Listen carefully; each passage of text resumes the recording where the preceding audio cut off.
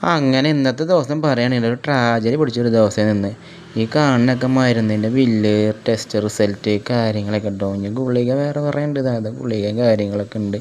ഈ ബ്രെഡ് ഉണ്ട് ഈ ബ്രെഡിന് പോയതാ എന്നാ കിട്ടിയ ഇത് കഴിച്ചിട്ടാണ് ഇനി ഗുളിക കാര്യങ്ങളൊക്കെ ഒന്ന് കഴിക്കാൻ. അപ്പോൾ എന്താ പറ്റി വെച്ചാൽ രാവിലെ എന്നിട്ട് തലയിറക്കവും ക്ഷീണവും ഛർദിലെല്ലാം കൂടി ഹോസ്പിറ്റലിൽ പോലെ വെച്ച് പോയപ്പോൾ അവിടെ ഒരൊറ്റ ഡോക്ടറും ആവശ്യത്തിൽ കൂടുതൽ രോഗികളും കണ്ടമാനം തിരക്ക്. നമ്മളൊരു അവസ്ഥ കണ്ടിട്ടുണ്ടെന്ന് പയ്യന്മാരൊന്ന് ഏട്ടാ അവിടെ നിന്ന് കിടന്നോളൂ എന്നിട്ട് അവർ നമുക്ക് വേണ്ടി ഒന്ന് മാറി തന്നു കേട്ടോ. അവർക്ക് നല്ലൊരു മനസ്സ് തോന്നി. കാലത്തൊക്കെ ചെക്കന്മാർ അങ്ങനെ ഉണ്ടല്ലോ എന്ന് ഓർത്ത് ഞാൻ അവരുടെ കാര്യങ്ങൾ അവർക്ക് ഡീറ്റെയിൽ ഒക്കെ ചോദിച്ച് കിടന്നപ്പോൾ ഡോക്ടർ ഒന്ന് വീണ്ടും നമുക്ക് കിടക്കാനുള്ള വീണ്ടും അവസരങ്ങൾ തരികയാണ്. ഡോക്ടർ തന്നു ഒരു 3-4 മണിക്കൂറിന് മേലെ കിടക്കാനുള്ള ട്രിപ്പാണിത്.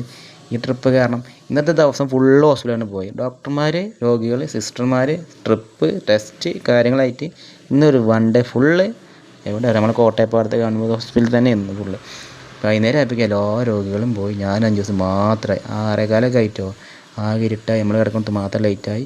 5 ദിവസം പിന്നെ സിസ്റ്റർ വിളിക്കാൻ പോയി. ലാസ്റ്റത്തെ ഒരു 3-4 തുള്ളിയും കൂടി ഉണ്ടായി. വീണ് കഴിഞ്ഞാൽ നമുക്ക് പോകാം. അപ്പോൾ ആ തുള്ളി ഒന്ന് എണ്ണിക്കൊണ്ടിരിക്കുക. ഒരു തുള്ളി വീണ ഫുള്ള് കയറി കിട്ടണ്ടേ എന്തല്ലേ. അങ്ങനെ ഛർദിലും കാര്യങ്ങളൊന്നും മാറി. അതിന് വലിയ സമാധാനമായി.